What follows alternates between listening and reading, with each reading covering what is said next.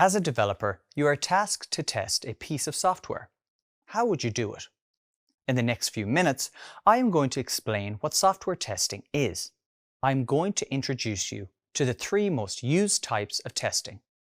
You might say that testing a piece of software at a high level means making sure that it behaves as expected. In any modern software development project, these expectations are recorded as software requirements. There are many aspects of software testing, but for now, let's think of it as the act of confirming that it works, as outlined in the software's requirements. Now that I have a working definition of testing, let's think about how you might approach it. For a UX designer, testing might mean making sure that the website looks and behaves as expected. For a project manager on a software project, testing might mean that a specific piece of software works well with other parts of your system. For a software engineer, testing might mean writing code that doesn't break the existing functionality, is bug-free, and satisfies the requirements as set out in a given task. Based on what your motivations are, there are several ways that you can test your software projects. Practically, this means that there are different kinds of testing. Now, I'll discuss the following three types of testing: end-to-end testing, or E2E, integration testing, and unit testing.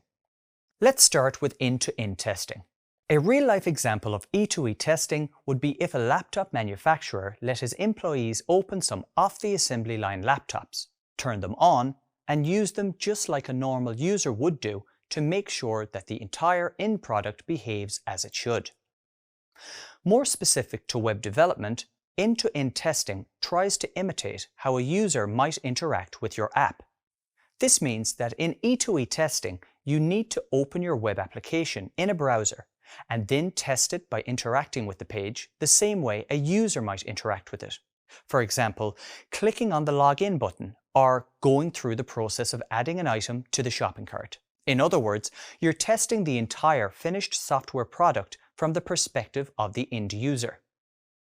Now here's something you may find interesting. The person testing the app doesn't have to be a developer. Finally, E2E tests are the slowest and take the most time to set up and run. Here are a few examples of E2E testing frameworks available on the market: WebDriver.js, Protractor, and Cypress. Next, I'll discuss integration testing. Integration testing is testing how parts of your system interact with other parts of your system. In other words, it's testing how separate parts of your apps work together. Let's explore two examples of integration testing software: React Testing Library and Enzyme.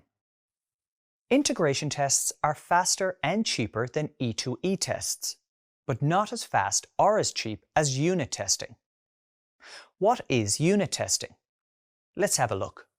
Unit testing is the process of testing the smallest units of your source code in isolation. A good example of this is functions. A unit is the smallest piece of code that you can test separately from the rest of the app. Practically, the smallest unit of testable code in JS is usually a function or a method. Unit tests are self-contained. They're meant to test code in isolation, preferably separate from the rest of your app. This makes unit tests fast to run and easy to write. So, that was a brief overview of the three different kinds of tests. Together, they are sometimes represented as a three-level testing pyramid. First, at the base of the pyramid are the unit tests, which have the highest speed and the lowest cost. Then, in the center of the pyramid are the integration tests, of average speed and expense. And finally, at the top of the pyramid are the E2E tests, the slowest and most expensive tests to run. You are now familiar with the three most common ways that you can test your applications.